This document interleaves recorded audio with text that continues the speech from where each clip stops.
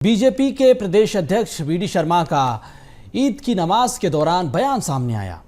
फिलिस्तीन समर्थन वाले पोस्टर पर उन्होंने कहा कि जानबूझकर ऐसे प्रयास किए जा रहे हैं, ऐसे लोग देशद्रोही हैं, शासन प्रशासन इन पर कड़ी कार्रवाई करेगा।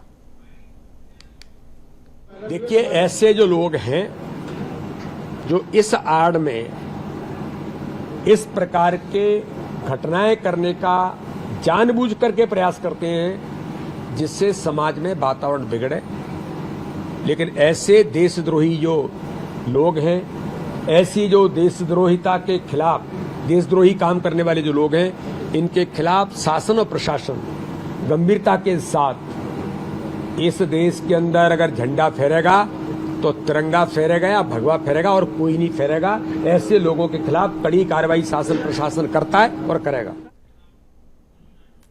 सहयोगी मनोज राठौर हमारे साथ जुड़ चुके हैं। मनोज जी, फिलिस्तीन के समर्थन में जो बैनर पोस्टर लगाए गए उसके बाद बीजेपी आक्रामक है, बड़े नेताओं के बयान सामने आए। अब बीजेपी के प्रदेश अध्यक्ष कह रहे हैं कि ऐसे लोगों पर कार्रवाई की जाएगी, माहौल खराब करने की कोशिश हो रही है।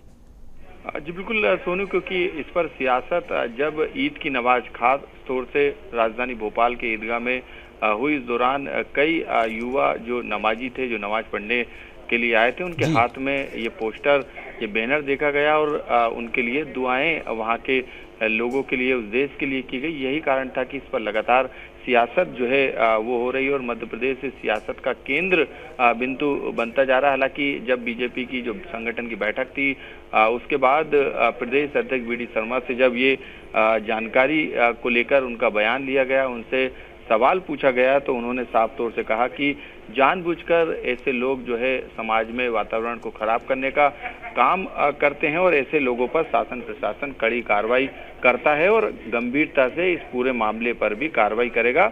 उन्होंने ऐसे लोगों को देशद्रोही करार दिया, देश विरोधी गतिविधियों में शामिल होने की उन्होंने बात कही और उन्होंने कहा कि देश में जो है वो तिरंगा और भगवा झंडा ही फहरेगा, इसके अलावा कोई भी दूसरा झंडा जो है वो नहीं देखा जाएगा। उन्होंने कड़े शब्दों में ये बात अपनी इस सवाल के दौरान रखी कि शासन प्रशासन इस पर कार्रवाई करेगा और जो ऐसे लोग हैं वो कहीं ना कहीं जानबूझकर जो माहौल है उसे खराब करने की कोशिश करते हैं। बिल्कुल, तो देश का माहौल खराब नहीं होना चाहिए।